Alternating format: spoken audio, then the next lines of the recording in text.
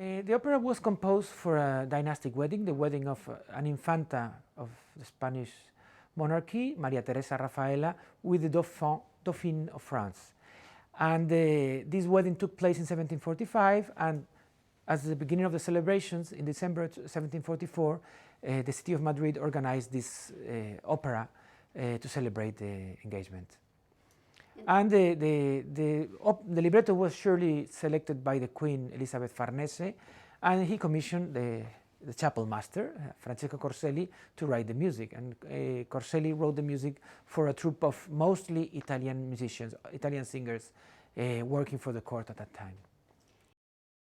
There is no evidence of this opera being performed afterward during the 18th century, so it was written for this celebration, and as was common for most operas, they were an event for one occasion, and normally they were not performed again. It was quite exceptional for an opera in the 18th century to be performed more than once. The manuscript is preserved in the archive of the city of Madrid precisely because it was the city of Madrid who paid for the production 300 years ago. And we preserve both the manuscript score and most of the performing parts, but not all of them. And especially the manuscript is complete, but the orchestration is not completely detailed, because very often we have indications that oboes have to be played, but they are not written down. They have to duplicate the violins, but clearly they cannot play the same sound of the violin because the register of the violin is bigger, so we have to adapt. And also we know from other works of Corselli that even when oboes were used in an aria, normally the oboes were used only for the ritornelli and not for the parts where the voice was singing. So we have to really adapt the instruments to the music, but that's the main work that I have done as an editor.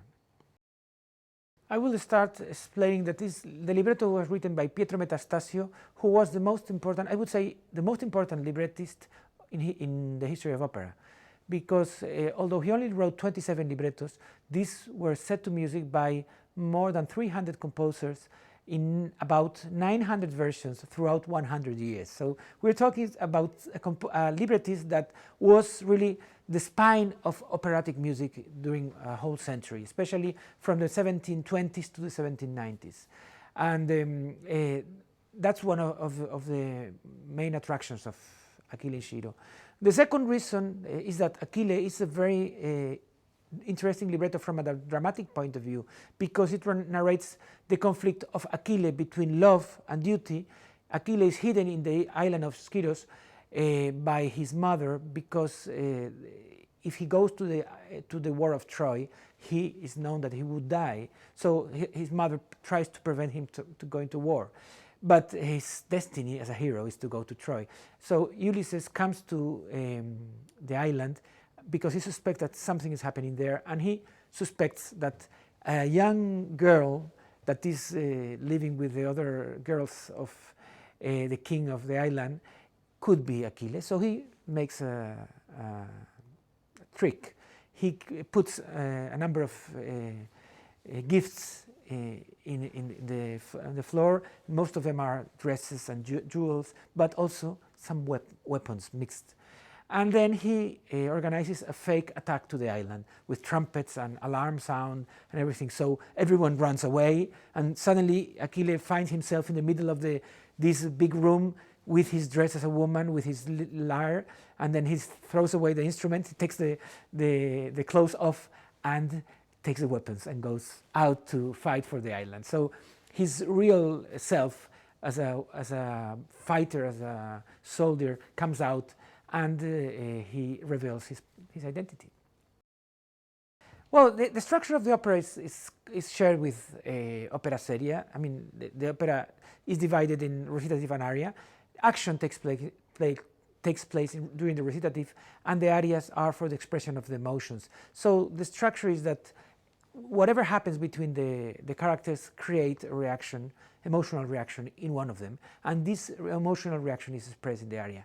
So, like most operas in the time, each opera is a catalog of emotions by different characters. So we have sadness, we have arias of love, we have anger, we have a number of different moment expressions of emotions.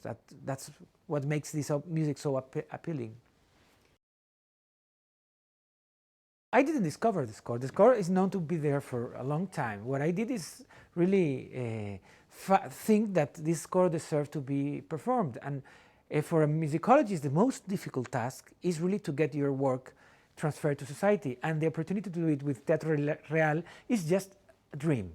But I started to work on Corselli more than 20 years ago, and the first publication of his music was a book I published in 2002. And it was music composed for Christmas. It was a selection of Christmas cantatas for the Royal Chapel in 1743, so the year before Achille and Sciro. So Achille was written around the same time, and I thought it was interesting to explore the opera. And when I started to work on it, I thought it was incredible that this music was unknown, not only for the public, but also for the academics who work on 18th century opera that didn't really know, with some exceptions. And I already mentioned Reinhard Stromm, who was probably the first to explore the music of Corselli. In the 18th century, it was common that many male roles had a high range and were written for castrati. And in fact, during the time of the composition of Achille and Sciro, Farinelli was already living in Madrid. But interestingly, this opera no castrato participated in the production, but this was normal. In some places, only women sang, in other places castrati, so there was no absolute rule that male characters had to be performed by castrati.